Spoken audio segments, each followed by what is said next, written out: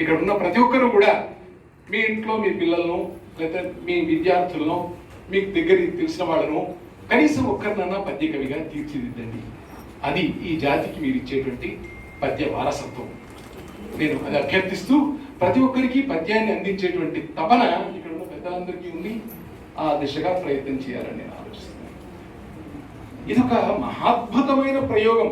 ఎంత గొప్ప ప్రయోగమో నాకు కొన్ని మాటల్లో మీకు అర్థమైపోతుంది. అంతకంటే ముందుగా ఒకసారి చూస్తే ఒక 150 మంది కవులతో కార్గిల్ యుద్ధం జరిగినప్పుడు ఒక సంకలనం వెలువరించింది. కార్గిల్ విజయం పేరిట 150 మంది కవులు అందరూ కార్గిల్ అప్పుడు దేశభక్తి పెళ్ళుకి అందరూ రాశారు. ఆ తర్వాత దాదాపు 300 మంది కవులతో తెలంగాణ ఏర్పడిన తర్వాత పద్య తెలంగాణ పేరిట ఒక సంకలనం తీసుకొచ్చాం. అది ఒక గొప్ప ప్రయత్నమే. ఆ తర్వాత ఒక వీరుడు సాహసి మా మిత్రుడు ఔసుల భానుప్రకాష్ అవధాని గారు, ఆయన 615 మంది కవులతో ఒక పద్య ప్రభంజనాన్ని సృష్టించాడు. జయ జయ హే భారత మాత అని చేసి తర్వాత పద్య ప్రభంజనం సృష్టించాడు. పద్య ప్రభంజనంలో అందరూ కూడా 4 పద్యాలు 5 పద్యాలు అట్లా రాసి అది చాలా గొప్ప రికార్డు. 630 మంది పద్యాలు. తర్వాత ఇంకొక మిత్రుడు అవధాని నిజామాబాద్ లో ఇప్పుడు శ్రీ యశస్విని పేరిట ఒక పద్య సంకలనం తీసుకురాబోతున్నారు, ఓం ప్రకాష్ అవధాని గారు. ఇక తోబేల గారు 2000 ఛందస్సులని తీసుకొని ఒక్కొక్క కవితో 100 పద్యాలు, అవి విభిన్నమైన ఛందస్సులతో వారు ఒక గొప్ప ప్రయత్నం చేస్తున్నారు. ఈ సభకు మరింత గొప్ప వెలుగును తెచ్చేటువంటి వారు శతావధాని శిరోమణి, శతావధాని పంచారన్న డాక్టర్ జిఎం రామశర్మ గారు వచ్చారు. వారికి హృదయపూర్వకమైన స్వాగతం పలుకుతున్నాం. అరే మీరు వేదికపైకి వచ్చి కూర్చుంటే సంతోషం. వెళ్ళండి సార్. భరత ఖండంబు చక్కని పాడియావు, హిందువులు లేగదూడలై ఎర్చుచుండ, తెల్లవారను గడసరి గొల్లవారు పితుకుచున్నారు మూతులు బిగియగట్టి. ఇది చిలకమర్తి వారి పద్యం, అందరికీ తెలిసిన పద్యమే. రాజమండ్రిలో గొప్ప సభ జరుగుతుంది. బిపిన్ చంద్రపాల్ గారు అక్కడికి వచ్చారు. ఆ సభను కంట్రోల్ చేయలేకపోతున్నారు ఎవరు కూడా. దేశభక్తి ఇట్లా ప్రజ్వరిల్లుతూ ఉన్నది. ఆ సమయంలో అంతమందిని కంట్రోల్ చేయగలిగిన వాడు ఒక కవి అని మాత్రమే తెలిసి నిర్వాహకులు చిలకమర్తి వారిని లేచి, అయ్యా ఒక పద్యం ఆలపించండి అన్నట్టు. అప్పుడు ఈ పద్యం చెప్తే వెంటనే సభ సద్దుమడిగింది. తెల్లవారను గడసరి గొల్లవారు పితుకుచున్నారు మూతులు బిగియే గట్టి అని ఆ పద్యం ఆలపించారు. అంతే, ఎండర్ ఆఫ్ సైలెన్స్. సభాంతం తర్వాత 400 మంది సత్యాగ్రహంలోకి దూకారని మన చరిత్ర చెప్తుంది. ఒక పద్యం ఎంత ప్రభావాన్ని చూపుతుందో చెప్పడానికి అదొక బలీయమైన ఉదాహరణ. ఇవాళ ఈ భరతమాతకు ఉత్పల గజమాల చూస్తూ ఉంటే నాకు అనిపిస్తుంది, జమ్మూ తావి ఎక్స్ప్రెస్ అని ఒకటి ఉంది. ఆ ఎక్స్ప్రెస్ ఎక్కి కూర్చుంటే కన్యాకుమారి నుంచి కాశ్మీర్ దాకా మనం దాంట్లో ప్రయాణం చేయవచ్చు. ఆ ఎక్స్ప్రెస్ లో ఎక్కి కూర్చుంటే కలిగే అనుభూతి ఈ పుస్తకం చూస్తే కలుగుతుంది. ఎందుకంటే ఇందులో భారతదేశాన్ని గురించి ప్రస్తావించబడని అంశమే లేదు కనుక. పండితులు కవులు అవధానులు ఉన్నారు ఇక్కడ వేదిక మీద. గజ శబ్దాన్ని తిరిగేస్తే జగ అవుతుంది. జగమంత కుటుంబం నాది అన్నాడు ఒక కవి. నిజంగా ఈ ప్రజాపద్య నిర్వాహకులకు జగమంత కుటుంబం, జగమంత పద్య కుటుంబం. ఇక భారత మాత, ఈ మాతలకు మాత సకల సంపత్ సమేతాన్ని మనం ఇందాక అనుకున్నాం కదా. భారత మాత ఇది ప్రపంచ దేశాలు కళ్ళు తెరవక ముందే సనాతన సంస్కృతి వికసించిన నేల ఇది. ఆర్షధర్మం పరిఢవిల్లిన నేల ఇది. ఆర్షభూమి, వేదభూమి. అటువంటి భారతమాత గురించి ఎంతమంది ఎన్ని కవితలు చెప్పినా ఇంకా చెప్పవలసింది చాలా ఉంది. భిన్న సంస్కృతుల, భిన్న మతాల, భిన్న రకాల మృత్తికల సమాహారంలాగా అలాగే ఈ గజమాల భిన్నత్వంలో ఏకత్వాన్ని ఒక్క పుస్తక రూపంలో మనకు అందిస్తున్నది. నిజమే, భగవంతుడికి మనం పుష్పాన్ని సమర్పించాలంటే ఏ పుష్పాన్ని సమర్పించాలి? ఆయన స్వీకరించిన పుష్పం ఏదైనా ఉంటుందా? ఆ పుష్పాలు రకరకాల పుష్పాలన్నీ గుదిగుచ్చి ఒక మాలలాగా చేస్తే, ఆ మాల గజమాల అయితే, ఆ గజమాల మన భారతమాత మెడలో వేస్తే ఎంత అందంగా ఉంటుంది. ఈ పుస్తకం అంత అందంగా ఉంటుంది. అంతా కలిస్తే నేను ఒక పిడికెడు బూడిదే కావచ్చు, కానీ ఈ దేశపు జెండాకున్నంత గర్వం ఉంది అని అంటాడు శేషేంద్ర గారు. ఎంత గొప్ప మాట చూడండి. నిజమే, కాల్చిగూడి చేస్తూ పెడిగిన గుడిది కావచ్చు, కానీ ఈ దేశపు జెండాకున్నంత గర్వం ఉంది అని అంటాడు శేషేంద్ర గారు. ఎంత మాత్రం. ఒక కవి, ఇది నా దేశము మీరు సోదరులు నాకిందే ఇహంపున్ పరంబు, ఇది నా కోరికలల్లుకున్నదివి ఇందే పుట్టి జీవించి చెందుదు చిత్సంగతి, ఈ ధరారజములో దొరలాడి ఈ గాలులను హృదయాశావధి నిలిపి ఈ జనని నచ్చింతుం పరాదేవిగా అంటాడు. భరతమాత పరాదేవిగా భావించినటువంటి బండారు సదాశివరావు గారిని ఈ సందర్భంగా నేను స్మరిస్తున్నాను. దేశానికి జెండా లాంటి గౌరవం ఉన్న శేషేంద్ర, అలాగే పద్యంలో ఒక దేశభక్తిని అపూర్వంగా ఆవిష్కరించినటువంటి బండారు సదాశివరావు లాంటి వాడు, వీళ్ళంతా మనకు మార్గదర్శకులు. రకారంతో ప్రాసగా పెట్టి ఈ పద్యాలు రాయమని నిర్దేశించారు ప్రజాపతి గారు. రకారం అగ్నిబీజం, జ్వలిస్తున్నటువంటి కోరిక. రకారం అగ్ని బీజాక్షరం అయితే భారతమాత అగ్నిపునీత సీత అనేటువంటి ధ్వని ఇందులో ఉంది. అలాగే భారతమాత అగ్నిపునీత సీత, భారతమాత కృష్ణ ముఖోద్గీత భగవద్గీత, భారతమాత త్రివేణి సంగమ గంగామాత అని భావిస్తూ అటువంటి భారతమాతను ఎన్ని రకాలుగా ఎంతమంది కీర్తించినా మరింత కీర్తించాల్సింది ఉంటూనే ఉంటుంది, మరింత అద్భుతంగా ఇంకా మనం చెప్పాల్సిన అవసరం ఉంటూనే ఉంది. గంగా, గీత, గోవు, అలాగే గురువు, ఈ 4 గకారాలు భారతదేశ ఆత్మ. ఇవి మనం ప్రపంచానికి ఇచ్చినటువంటి సనాతనటువంటి సంస్కృతి. ఇక్కడ అంటే ఇవన్నీ విషయాలు ఇందులో ఉన్నాయి. ఏ పద్యంలో ఎక్కడ ఉన్నాయని చెప్పకుండా నేను ఒక సారాంశంలాగా అందిస్తున్నాను మీకు. ఇవన్నీ నేను కొత్తగా చెప్తున్నది ఏది లేదండి, ఇవన్నీ ఈ పద్యాలలో ఉన్నాయి. పరమత సహనం వెళ్ళి విరిసినటువంటి ధాత్రి మన భారతదేశం. వీళ్ళు ఇక్కడ ఇచ్చినటువంటి నినాదం ఏమిటంటే లోకా సమస్త సుఖినో భవంతు. ఇది భారతీయుడు తప్ప మరొకడు కోరుకోడు ఎక్కడ కూడా. లోకమంతా సుఖంగా ఉండాలని ప్రతినిత్యం ప్రార్థించేది భారతీయుడు మాత్రమే. అటువంటి పరమత సహనం వెల్లివిరిసినటువంటి ధాత్రి, ఆత్మవత్ సర్వభూతాన్ని అనుకునేటువంటి జగద్ధాత్రి మన భారతమాత.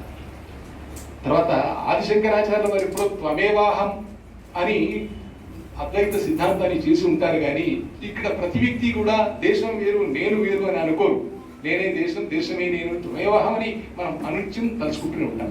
ఎప్పుడు భారతదేశాన్ని పట్ల అంటే దేశభక్తి ప్రజ్వరిల్లుతుంది అంటే ఎప్పుడైతే దేశానికి సంక్లిష్ట పరిస్థితి ఏర్పడుతుందో అప్పుడు మనకు బయటకు వస్తుంది.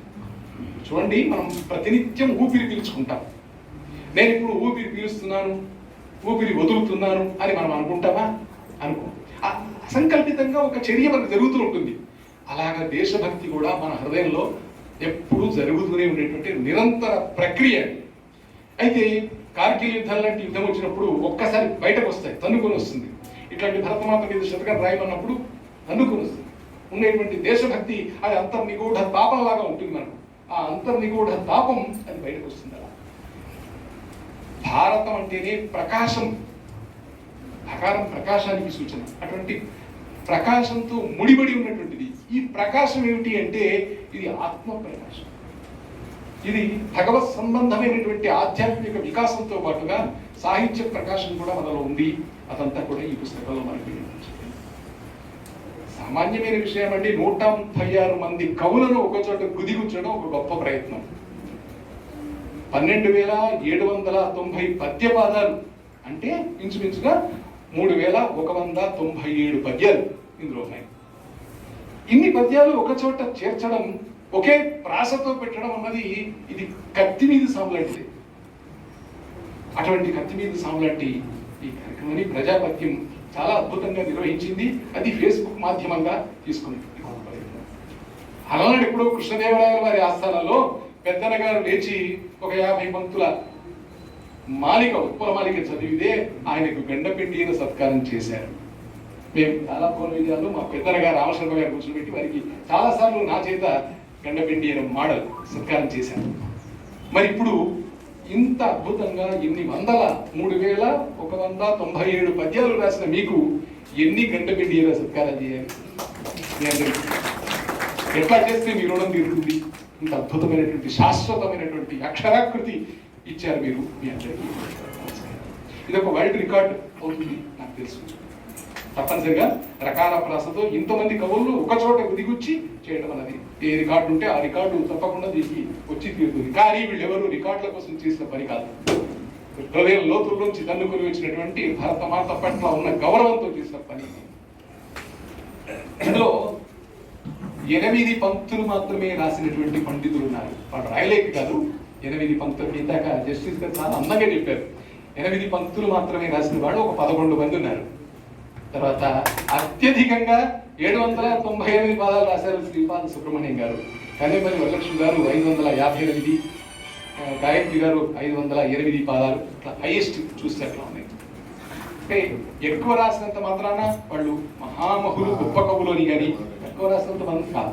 ఇక్కడ వీళ్ళు ఇచ్చిన నియమం ప్రకారంగా భారతమాతకు సంబంధించినటువంటి అన్ని విశేషాలను స్పృశిస్తూ రకాల ప్రాసతో ఉత్పలమాల పద్యమే అయి ఉండి తయారు. ఇది గొప్ప విశేషం. ఒక రకంగా చెప్పాలి, నాకు అనిపిస్తుంది భారతదేశానికి స్వాతంత్ర్య సన్నోత్సవాలు జరుపుతున్న సమయంలో ప్రజాపత్యం వాళ్ళు భారతమాతకు ఈ అక్షర రూపేణ వాళ్ళు ఒక కానుకనిచ్చారు. భారతమాతకు అందిస్తున్నటువంటి సర్వశ్రేష్ఠ సమున్నతమైనటువంటి కానుక ఇది.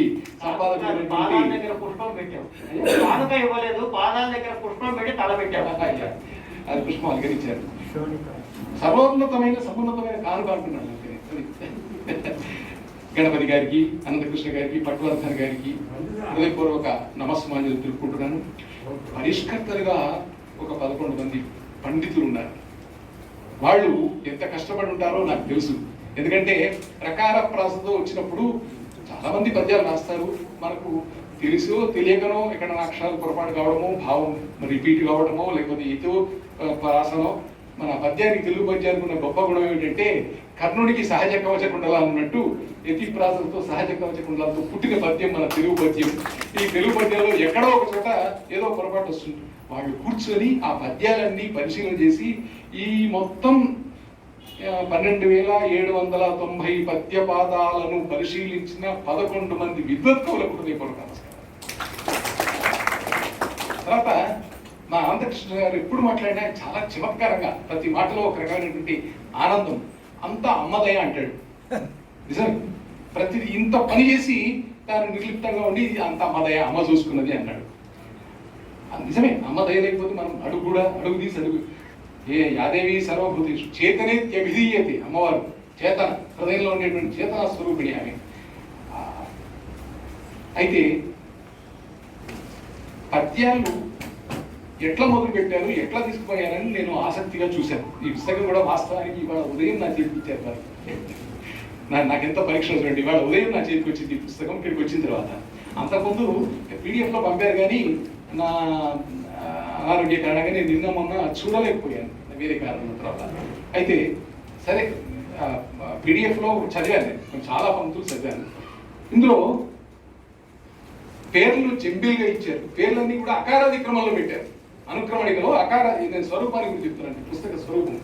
అకారాది క్రమంలో పేర్లను అరేంజ్ చేశారు. అంటే ఎవరికి గొడవ రాకుండా, ఇబ్బంది లేకుండా అకారం ముందు పేరు ఉంటే వారు ముందు వచ్చారు, క్షకారం ఉంటే చివరికి వెళ్ళిపోయినారు, రకారం చివరికి అట్లా వెళ్ళిపోయినారు. అయితే పద్యాలు మరి వరుసలో ఉన్నాయంటే అట్లా లేవు. పద్యాలు మరి ఏం చేశారు, జంబిల్ చేశారు. జంబిల్ చేసి కలగా పులగమే చేసి లాటరీ తీసి లాటరీలో వచ్చినట్టు తీసుకొని వాటిని పేర్చుకుపోయారు. అంటే ఎవరికి గొడవ లేకుండా, ఎవరితో బాధ లేకుండా మనస్సు అమ్మవారు ఎట్లా సంకల్పం చేస్తే అలా ఈ పద్యాలను పేర్చుకుంటూ కూర్చుకుంటూ వెళ్ళిపోయారు. ఇది చూస్తుంటే నాకు తీరొక్క పువ్వులతో పేర్చిన బతుకమ్మ లాగా, తెలంగాణ ఎక్కువైనటువంటి సద్దుల బతుకమ్మ, పెద్ద బతుకమ్మ పేరుస్తాం. అవే గురుగు పూలు, అవే పూలు, కానీ ఆ గురుగు పూలనే రకరకాల రంగులలో కలిపి వేస్తాం. ఈ పద్యాలు కూడా అంతే. ఇందులో భావాలు మళ్ళీ మళ్ళీ వచ్చాయి.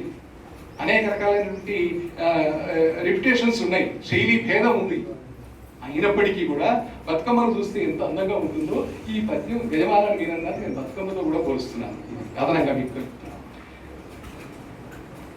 పుస్తకం చూడగానే ఆసక్తిగా మనం మొట్టమొదటి చూసేది మొదటి పద్యం చూస్తాం. శ్రీరమ నిత్యవాసమును చేయుచునుండెడి దేశరాజము.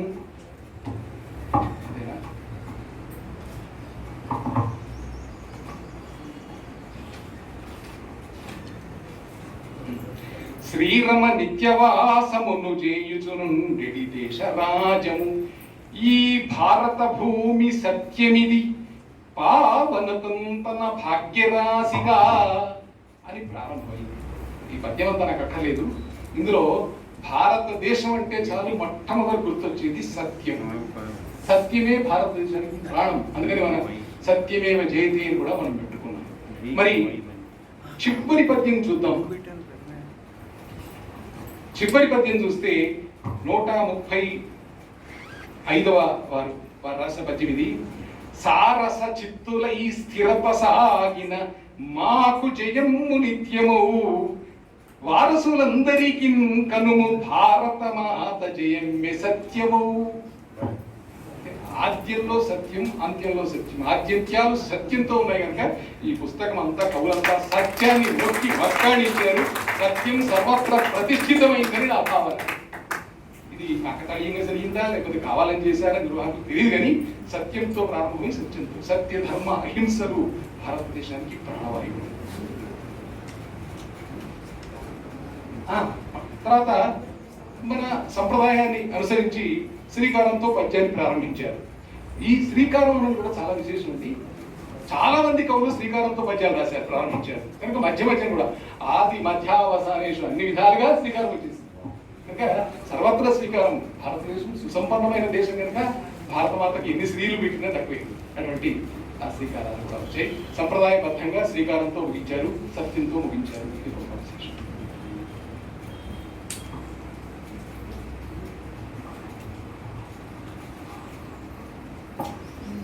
ఎక్కడ ఏ పంక్తిని నేను చదివితే మరొకరి పంక్తిని నేను చదవలేదు ఓ పదాన్ని అనేటువంటి ఆ అవ్యాప్తి అతివ్యాప్తి దోషం వస్తుందని నేను ఈ పంక్తులు ఉదాహరించడం లేదు, కానీ చెప్పవలసింది చాలా ఉంది.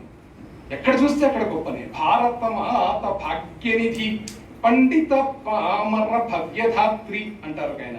వీరుల గన్న తల్లి హరివీర భయంకర ధీరమాత. ఇందాక మన సత్యం గురించి అనుకున్నాం. మళ్ళీ భారతదేశమందు ప్రతిభాయుతమైన మహానుభావులు ధీరులు సత్యమేవ జయతే అని నమ్ముచు శాంత్యహింసలను ధారుని వ్యాప్తి చేసి మన ధర్మపథంపు ప్రపంచమంతటం చాటినారని చెప్తారు. భారత మాతృపాదయుగ పంకజ సేవను ధన్యులై అని భారత మాతృ సేవలో ధన్యులైన వారిని కీర్తిస్తారు ఒక కవి. ఇలా చెప్తూ పోతే ఎక్కడ నేను వదిలిపెడితే భారతీ వేదమాత మహిమాన్విత మంగళ సాధుశీలి. భారతదేశాన్ని వేద మాతతో పోల్చినటువంటి వైరం చూశాం.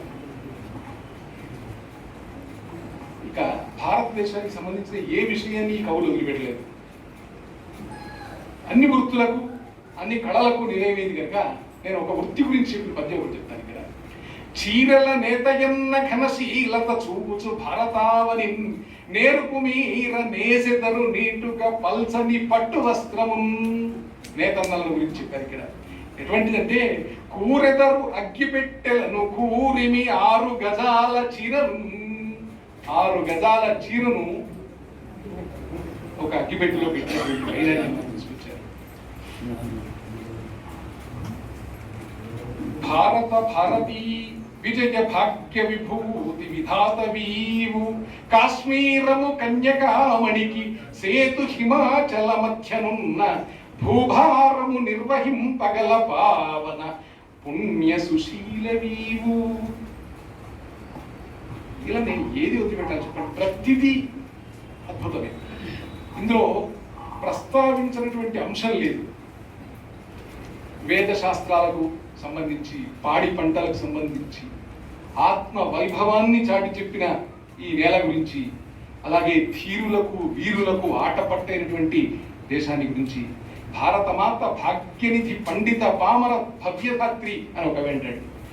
ఈ శతకంలో, ఈ శతక సమూహంలో, సుదీర్ఘ శతకంలో భారత పోరు పోరు తీరు సంస్కార తారక ఉదార వీర శూర ధీర పేరు చారు తీరు కోరు శ్రీరమ శ్రీరఘురామ ఈ పంక్తులన్నీ దాదాపుగా ప్రతి కవి స్పృశించారు. అంటే ప్రకార ప్రాస ఇవ్వడం వల్ల అవన్నీ స్వీకరించవలసిందే.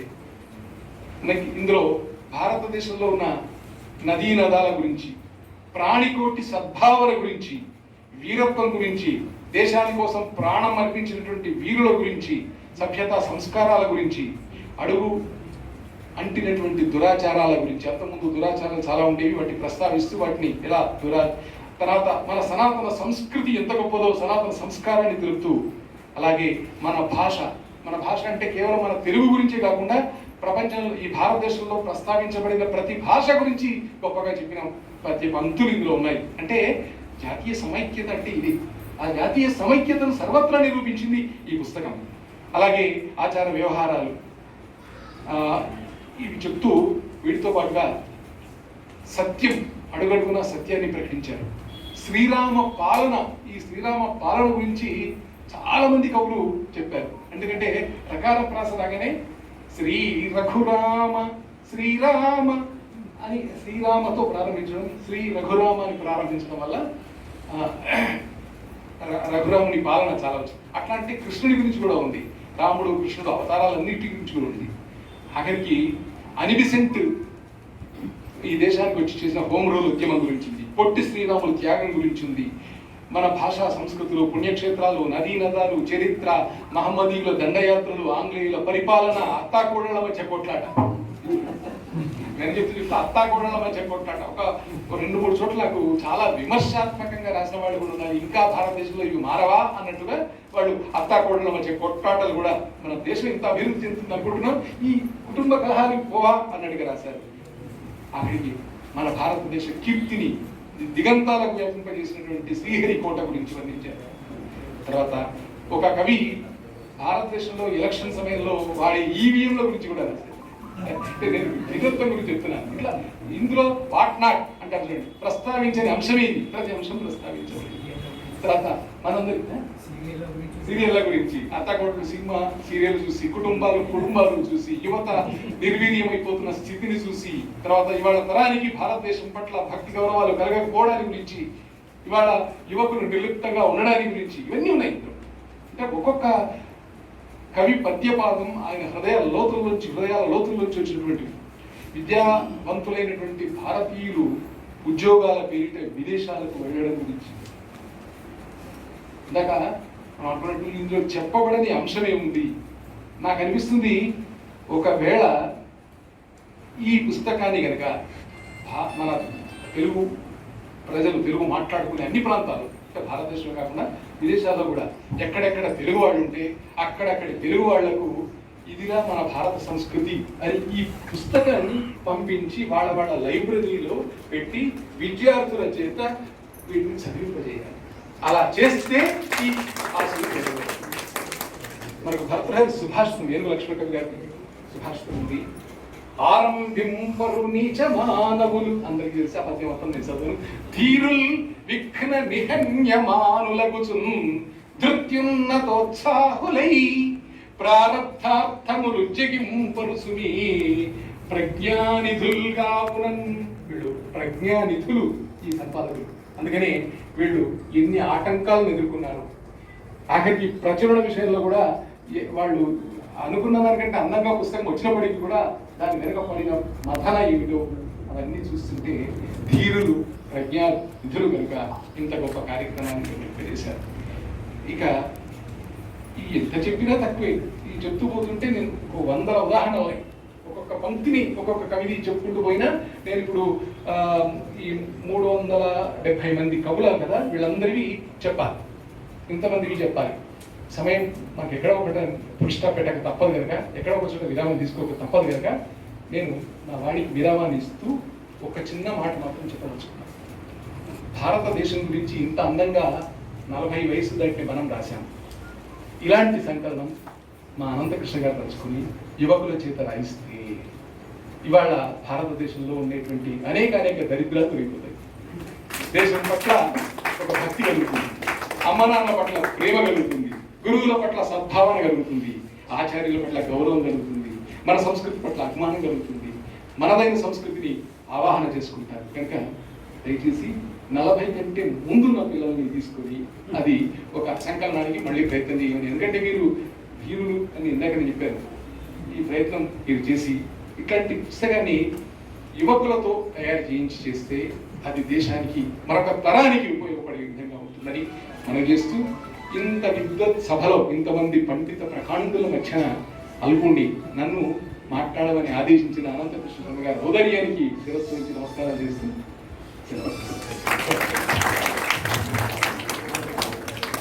అసలు పుస్తక సమీక్ష ఎలా సాగాలి అన్న ఒక మాట చెప్పారు మరమూల దత్తాత్రేయ శర్మ గారు. ఇప్పుడు అయ్యా రండి.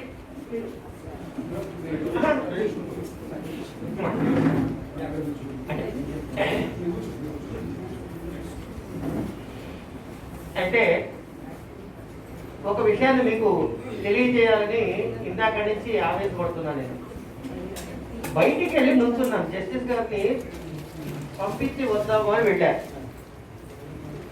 ఆయనకి రావాల్సిన కారు ఆలస్యమైంది. నేను లోపలికి ఎప్పుడు వచ్చానో అంతకు ఒక క్షణం ముందు ఆయన కారు వచ్చింది. అంటే అంతసేపు అక్కడ నుంచున్నాను. ఒక 150 సార్లు అన్నా కనీసం ఆయన ఆశ్చర్యపడ్డారు. ఇంతమంది ఆడవాళ్ళు రాశారు, ఇంతమంది మగవాళ్ళు రాశారు, ఇన్ని పద్యపదాలు రాశారు, ఇంత ఇదండి అసలు ఆయన నోట్లోంచి ఇది తప్ప ఇంకొక మాట అక్కడ రావట్లేదు. అదొకటి. ఒక సభ కోసం ఇంతమంది సొంతంగా తమంత తాము వచ్చారా, ఇది నేను చూడలేదు ఇప్పటి వరకు అని ఒక 100 సార్లు అడుగుతారు. ఆయనకి ఈనాటి ఈ సభ ఎంత ఆశ్చర్యాన్ని, అంతకు మించిన ఆనందాన్ని కలిగించిందని వారి మాటల్లో స్పష్టంగా తెలుస్తుంది. కానీ ఎంత నిగర్వి అంటే, అక్కడ నుంచున్న సందర్భంలో ఒక కారువాడు వచ్చి ఆగి ఈ ఫంక్షన్ హాల్ ఎక్కడుంది అని అడిగాడు. నేను వెంటనే నాకు తెలియదు అన్నా. ఈయన పరిగెత్తికి వెళ్ళి వాళ్ళ మొబైల్ తీసుకుని అందులో లొకేషన్ మార్క్ చేసి ఈ మ్యాప్ చూసుకుంటూ వెళ్ళడం చెప్పాడు. ఇది మామూలుగా ఎవరు చేయబుద్ధి కాదండి. అంటే ఒక మనిషి యొక్క సంస్కారం ఎట్లా చేస్తుంది అంటే ఇది ఒక ఉదాహరణ. ఆ కారణం ఉన్న వాడికి ఈయన జస్టిస్, రిటైర్డ్ చీఫ్ జస్టిస్ అని తెలియదు. కానీ ఈయన ప్రపంచానికి చేయాల్సిన సహాయం అట్లా చేశారు. చాలా ఆనందం వేసింది వాళ్ళ. ఇక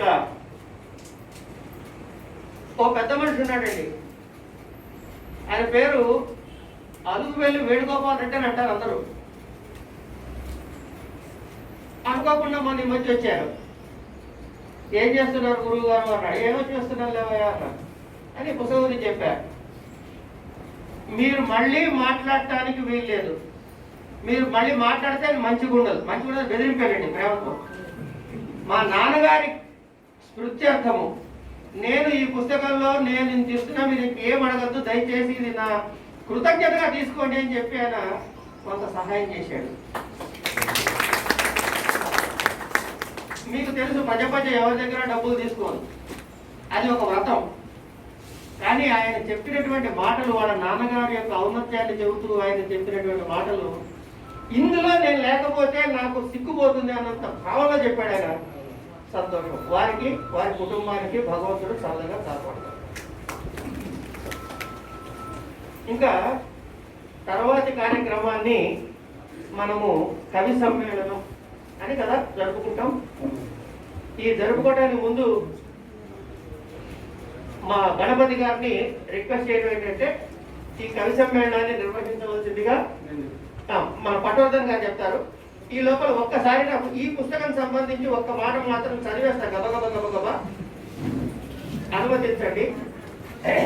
శ్రీ అన్నపరెడ్డి సత్యనారాయణ గారు 109 అంటే వారు రాసిన పంక్తులండి. ఆకేళ్ల బాలభాను గారు 108, ఆకేళ్ల భాస్వం 9, ఆకేళ్ల శరజ్యోతి, ఆకేళ్ల శ్రీరామలక్ష్మి గారు 8, ఆకేళ్ల సాత్విక్ 12, ఆకేళ్ల సుమేధ 8, ఆర్య సోమయ్య విమల 116, ఈమని వరేణ్య 12, ఈశ్వరప్ప కవి గారు 180, ఉప్పల ధడియం భరత్ శర్మ 178, ఉప్పలపాటి కుసుమకుమార్ గారు 108, ఉమాదేవి ప్రసాదరావు జంజాల గారు 21, ఉమాదేవి బలూరి గారు 185, ఎంబీబీఎస్ శాస్త్రి గారు 32, తెల్లికంటి జ్ఞానప్రసన్న గారు 108, ఎస్ఆర్ కట్టా గారు 72, ఓలేటి స్వరాజ్యలక్ష్మి గారు 122, కంది శంకరయ్య గారు 14, కటకం వెంకటరామ శర్మ గారు 72, కాటేపల్లి లక్ష్మీనరసింహమూర్తి గారు 30, కడయింటి కృష్ణమూర్తి గారు 32, కడియాల శ్రీదేవి గారు 423, కన్నేపల్లి వరలక్ష్మి గారు 558, కరణం రాజేశ్వరరావు గారు 140, కవిశ్రీ సత్యబాబు గారు 74, కస్తూరి మోచర్ల గారు 121, కానుకొండ లక్ష్మీ సీత గారు 116, కృష్ణవేణి బాలా సావలి గారు 237, కొనకడ ఫణీంద్రరావు గారు 111,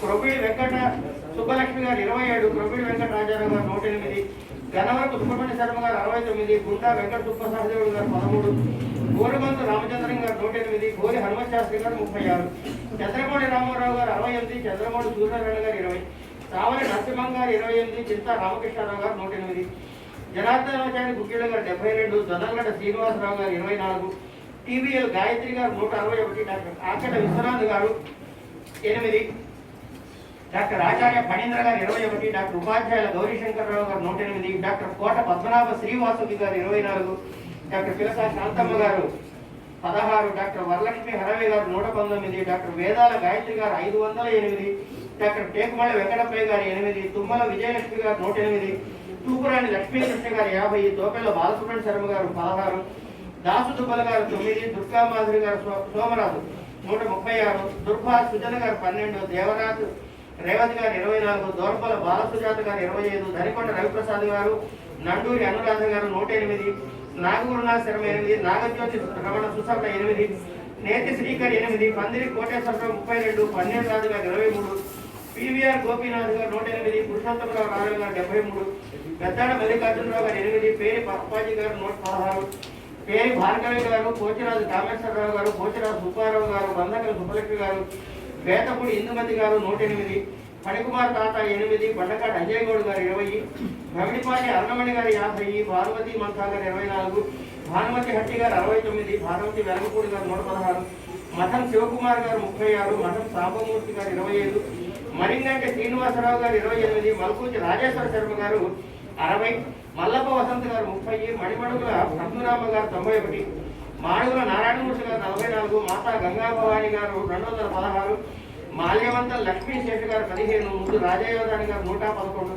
ముమ్మడి భానుమూర్తి గారు 28, మురళీధర్ శర్మ మాడుగుల గారు 172, మోతే హరిప్రియ గారు 30, ఎడవల్లి భానుప్రియ గారు 108, రంప సాయి కుమార్ గారు 426, రాఘవరాజు శర్మ తటవర్తి గారు 32, రాజరాజు మురళీకృష్ణ గారు 16, రాధా వాడపల్లి గారు 570, రాధాకృష్ణరావు గారు కొరుపోలు 8, రామకృష్ణ వారణాసి గారు 20, రామచంద్ర లక్ష్మి 40, రెబ్బాప్రగడ వెంకటలక్ష్మి వెంకట నాగ సంతోష శ్రీనిధి 11, రెబ్బాప్రగడ సుత్తీష్ 23, రేమిళ్ళ రామకృష్ణ శాస్త్రి 41, రేసోజు మల్లేశ్వరి 8, లంక శివరామకృష్ణ శాస్త్రి గారు 441, లక్ష్మీనారాయణ గండూరి 122, బివిఎన్ వరలక్ష్మి గారు 23, బివి సత్యప్రసాద్ గారు 11, గిరీష్ గారు 12, విశ్వమిత్ర గారు 63, విశ్వనాథ్ కొరడే గారు శర్మ గారు 8, వెంకట భాస్కర ధన్వంత్ గారి బృందావనం గారు 187, వెంకటేశ్వర ప్రసాద్ గారు 70, వేదుల కామేశ్వర శర్మ గారు 20, శివలింగ నవదుర్గ గారు 10, శైలజ ఆకుంటి గారు 121, శ్రీదేవి ఆరవల్లి గారు 209, శ్రీధర్రావు మాతోలు గారు 108,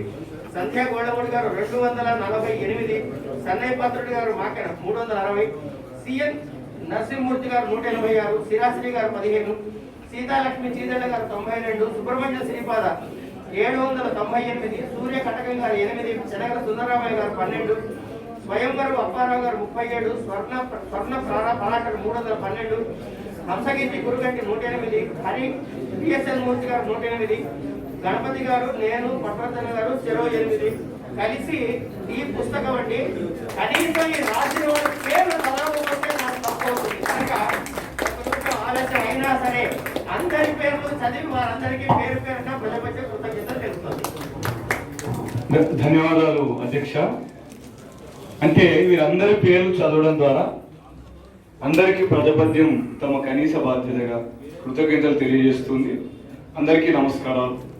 అదేవిధంగా ప్రజాపద్యం గురించి మనందరి ఒక చిన్న మాట, పచ్చని పద్యాన్ని ప్రేమిద్దాం. ప్రజాపద్యం లోకా సమస్త సుఖినో భవంతు అనేది దాని నినాదం అయితే కింద ఉంటుంది థమ్స్అప్ స్మైలీతో పచ్చని పద్యాన్ని ప్రేమిద్దాం. పచ్చగా పద్యం ఉండాలి, మన ఆలోచనలు పచ్చగా ఉండాలి, ఆచరణ పచ్చగా ఉండాలి, వ్యాఖ్యానం చేయాల్సిన అవసరం లేదు. పెద్దలు ఉన్నారు.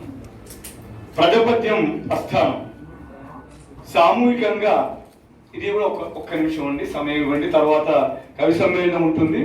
వేదిక మీద ఉన్న పెద్దలందరూ అదేవిధంగా ఉంటారు శతావధాని శ్రీ జిఎం రామశర్మ గారికి స్వాగతం సార్. అదేవిధంగా పెద్దలందరూ వేదిక మీద అలానే ఉంటారు. కవి సమ్మేళనం మొదలవుతుంది. కాకపోతే చిన్న మార్పు, బాధ్యతల మార్పు. అధ్యక్ష స్థానం అనంతకృష్ణ గారి నుండి గణపతి గారికి బదిలీ అవుతుంది అంతే.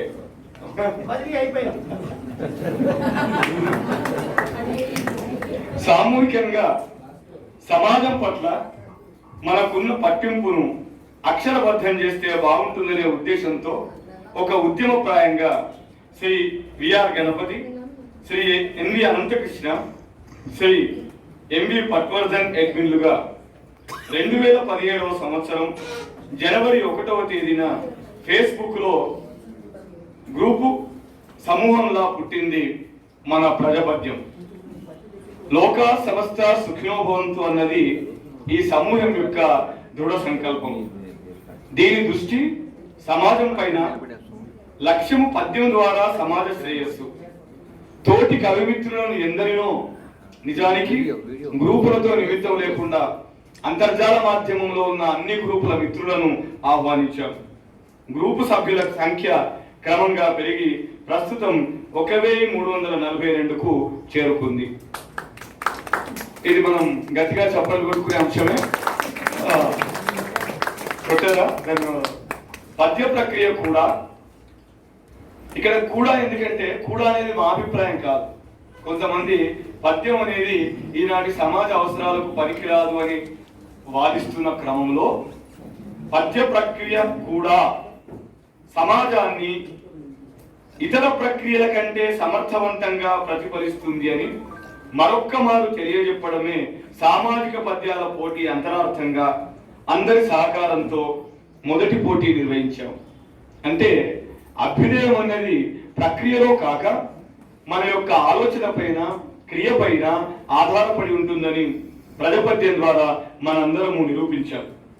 ఇలా సుమారు 240 పద్యాలతో సమాజ దర్శనం చేయించిన కవులందరికీ చేతులెత్తి నమస్కరిస్తూ తొలి సంచిక ప్రజాపద్యం వెలువడింది. వారందరికీ ధన్యవాదాలు. ఆ తర్వాత ఇక మేమేమి చేయొద్దు అనుకున్నాం. స్వాతంత్రం వచ్చిన తర్వాత ఒక జాతీయ పార్టీని రద్దు చేయాలని డిమాండ్ వచ్చినట్టుగా ఒక పోటీ చేశాం. మా బాధ్యత అయిపోయింది.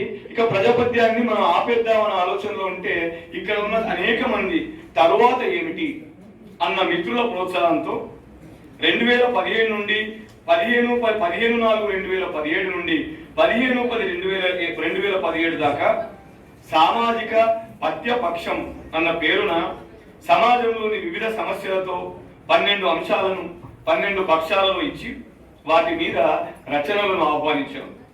73 మంది ఉత్సాహంగా పాల్గొన్నారు. 2800 పద్యాలు వచ్చాయి. అన్ని పద్యాలు పుస్తక రూపంలో వేయాలంటే పెద్ద ఉద్గ్రంథం అవుతుంది. కాబట్టి పాల్గొన్న ప్రతి కవివి పాల్గొన్న పక్షాలలో నుండి 2 పక్షాలలో పద్యాలు. మళ్ళీ దీని క్రైటీరియా ఏమిటి అని అడగండి. ప్రజాపద్యం ఒక క్రైటీరియా ఉంది, లాటరీ పద్ధతి. అన్నీ కలపడం, చిట్టీలు తీయడం. మళ్ళీ ఆ చిట్టీల పద్ధతి ద్వారా ప్రతి కవి 2 పద్యాలు ఎన్నుకొని మొత్తము అవి ఆణిముత్యాలు పేరు మీదుగా సామాజిక సంకలనాన్ని అప్పుడు మనం ప్రచురించాం. ఆ తర్వాత ప్రజాపద్యం ప్రయత్నాల్లో మకుటాయమానమైన ఒక అద్భుతమైన ప్రయత్నం చేశాం. అది పద్యం గురించి అధ్యయనం చేస్తున్న వారందరికీ, అభిరుచి కలిగిన వారందరికీ తప్పకుండా తెలియాల్సిన అంశం.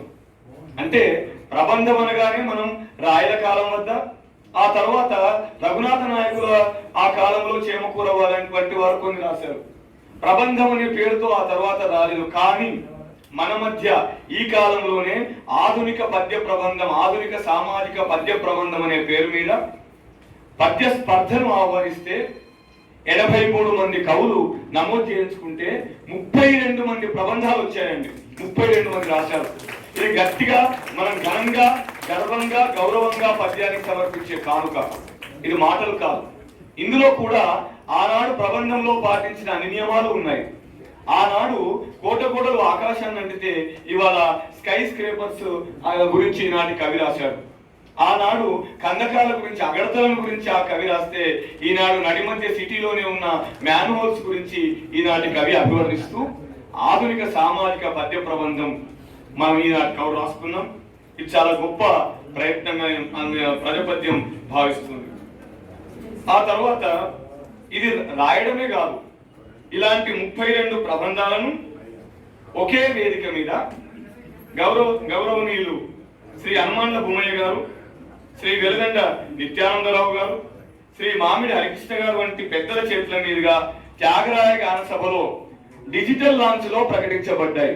అదొక అద్భుతమైన అనుభవం. డిజి లాంచ్ అంటే ప్రతి కవిది అక్కడ ఏర్పాటు చేసిన స్క్రీన్ మీద పద్య ప్రబంధం, ఆ పేరు, వారి యొక్క వివరాలు పడడం అనేది ఆనాడు మాకు చాలా గొప్పగా, ఈనాటికి అపురూపంగా కనబడుతుంది. చాలా మంది రచయితలు ఆ తరువాత తమ కావ్యాలను వ్యష్టిగా ముద్రించారు కూడా. 60 తెలుగు సంవత్సరాల పేర్లను ప్రభావం నుండి చివరి దాకా సామాజిక అన్వయంతో అర్థం చెప్పుకొని, అంటే ప్రభవ అంటే సమాజానికి ఎలా అన్వయిస్తావు, శుభకృత్ అంటే సమాజానికి ఎలా అన్వయిస్తావు, ఇలా 60 సంవత్సరాల పేర్లను వారానికి ఒక సంవత్సరం చొప్పున 60 వారాల పాటు పద్యవర్షం పేరిట సభ్యులు పద్యాలు రాశారు. అవి కూడా త్వరలో ప్రచురణకు రానున్నాయి. పద్యవర్షం పుస్తకం కూడా రానుంది.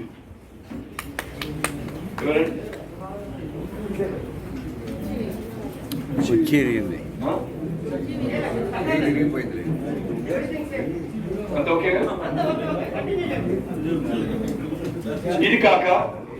ఇది కాక సామాజిక పద్య సుధా స్రవంతి పేరు మీద కవి సమ్మేళనాలు. సామాజిక పద్యం రాయాలనేది నియమం. 5 పద్యాలు కానీ 3 నిమిషాలు కానీ.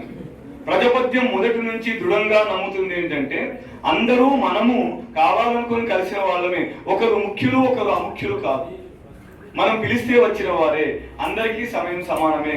కాబట్టి ప్రతి వారికి 5 పద్యాలు కానీ లేదా 3 నిమిషాలు కానీ, ఏది మొదలైతే అది అనే కఠినమైన అసిధారారతంగా నియమాన్ని నిర్వహిస్తూ కవి సమ్మేళనాలు, పుస్తకావిష్కరణలు ఉభయ తెలుగు రాష్ట్రాల్లో, విజయవాడ అంటే గుంటూరులో జరిగింది, రాజమండ్రి, విశాఖపట్నం, హైదరాబాద్, మిర్యాలగూడ, వరంగల్, ఇలా అనేక ప్రాంతాల్లో ప్రజపద్యం ఆయా పద్యాభిమానులను ప్రత్యక్షంగా కలుసుకునే ప్రయత్నం కూడా చేసింది. ఈ విధంగా చేయడంలో ఉద్దేశం ఒకటే, పద్య కవుల మధ్య పరిచయాలు పెంపొందించడం, మంచి పద్యాన్ని రాసే మెలకువలు కలిసి పంచుకోవడం. పద్యం రాసేవాడు అయ్యో నేనేదో అవుట్డేటెడ్ గా ఉన్నానేమో అని కాకుండా, నేను కూడా ఈ పద్య కవుల సమూహంలో ఒకరిని, పద్యాన్ని నేను సంకల్పపూర్వకంగా, మహాసంకల్పపూర్వకంగా సమాజానికి వినియోగిస్తాను అని తనకు తాను చెప్పుకోవడం అనే లక్ష్యాలతో ఈ పద్యాల కార్యక్రమాలు మేము చేపట్టాం. ఇక ఇదంతా నడుస్తుంది అంటే సభ్యుల ప్రోత్సాహం, అంటే సభ్యులు అంటే మీరే, మీ ప్రోత్సాహం, మీ ఆలోచనలు, ఇవి మన ప్రజాపద్యం యొక్క బలం. ఇది కవి కుటుంబం. ఇది నిత్య ప్రవర్ధమానమై కొత్త ఆలోచనలతో సమాజ శ్రేయస్సుకు మనందరి కృషిగా మనం కృషి చేయడమే ప్రజాపద్యం యొక్క లక్ష్యం. సంక్షిప్తంగా ప్రజాపద్యం యొక్క ప్రస్థానం ఇది. ఇక్కడ దాకా 3 అడ్మిన్స్ కలిసి రాసిన వాక్యాలైతే చివరి ఒక చిన్న 3 లైన్ల 3 పదాలు ఉన్నాయి. అవి ఎవరో మీకు తెలుసు. అంత అమ్మ దయ. తర్వాత కవి సమ్మేళనం ప్రారంభమవుతుంది. దీనికి అధ్యక్షులుగా శ్రీ విఆర్ గణపతి గారు, పద్య వచన కవి, అదేవిధంగా మంచి అనువాదకులు. పివి నరసింహారావు గారు 14 భాషల్లో అయితే వీరు దాదాపు 9 భాషల్లో నిష్ణాతులు. ఎన్నో అనువాదాలు చేశారు. విపులలో వీరి అనువాదాలు వచ్చాయి. అద్భుతమైన విమర్శకుడు. ఫేస్బుక్ తెలిసిన వారందరికీ వీరు తెలియకపోయినా వీరి రాజన్న గురించి పరిచయం ఉంటుంది. చాలా చురుకైన వ్యాఖ్యల ద్వారా సమాజాన్ని ప్రశ్నిస్తుంటాడు రాజన్న. అదేవిధంగా ఇంకొక పాత్ర జయమ్మ. ఈ జయమ్మ రాజన్న లేకుండా మన విఆర్ గణపతి గారి సాహిత్యం లేదు. అలా జయమ్మ రాజన్నలతో కూడిన అధ్యక్షుల గారిని ఆహ్వానిస్తూ వేదిక మీద పెద్దలు శ్రీ మరమాముల దత్తాత్రేయ శర్మ గారికి, సంధ్యా గొళ్ళమూడి గారికి, తోపెల్ల బాలసుబ్రహ్మణ్య శర్మ గారికి, అదేవిధంగా శతావధాని జిఎం రామశర్మ గారికి, సమస్యా పుచ్చక చక్రవర్తి గురుదేవులు కంది శంకరయ్య గారికి విచ్చేసిన మీకు స్వాగతం. కవి పేర్లు కూడా మీరు రాసిన ప్రకారంగా పిలువబడతాయి. అదేవిధంగా ఇందులో ఉన్న కవులందరికీ ప్రశంసా పత్రాలు, అంటే ఒక జ్ఞాపక పత్రం అందాం, ప్రశంస కంటే ఒక జ్ఞాపికలుగా ఉన్నాయి. అది వారు సమయం తీసుకొని ఇస్తారు. ఇంకెవరైనా కొత్తగా కవిత్వం చదవాలనుకుంటే విట్టుబాబు గారి వద్ద మీ పేరు రాయించుకోవాలని కోరుతున్నాను. విట్టుబాబు గారు మీరు దయచేసి ముందు వరుసలో కూర్చోండి అక్కడ ఎంట్రన్స్ దగ్గర. సో కవి సమ్మేళనాన్ని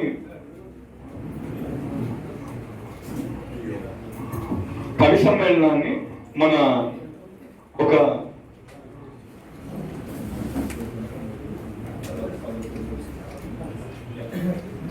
కవి సమ్మేళనాన్ని ఒక మంగళ శ్లోకంతో శతావధాని శ్రీ జిఎం రామశర్మ గారు లాంఛనంగా ప్రారంభిస్తారు.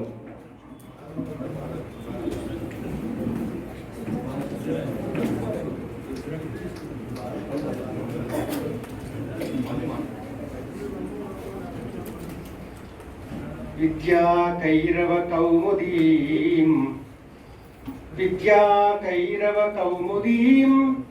శృతిశిరస్సీమంతముక్తామణిం దారాన్ పద్మభువస్త్రిలోకజననీం వందే గిరాం దేవతాం యత్పాదాబ్జ నమస్క్రియాః సుకృతినాం సారస్వత ప్రక్రియా బీజన్యాస భువో భవంతి కవితా నాట్యైక జీవాతవః కవితా నాట్యైక జీవాతవః.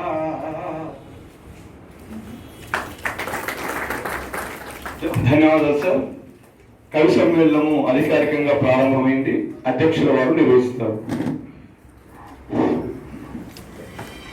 ఈ పట్వర్ధన్ గారి గురించి ఒక మాట చెప్పాలండి. ఇందాక నుంచి గొడవ చేస్తున్నాడు. అధ్యక్ష పదవి మార్చేశాను కానీ నిజానికి మార్చలేనా, నన్ను వేరే పని చేయమని చెప్పడానికి అనిపించాడు.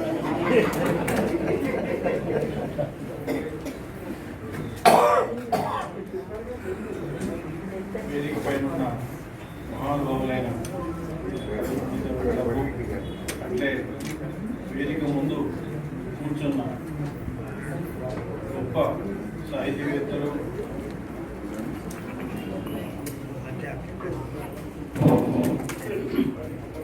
అందరికీ